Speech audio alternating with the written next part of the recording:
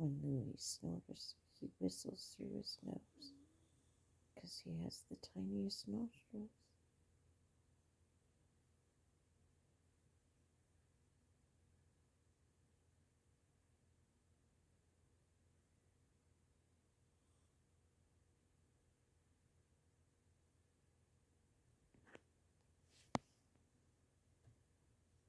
It's hard to see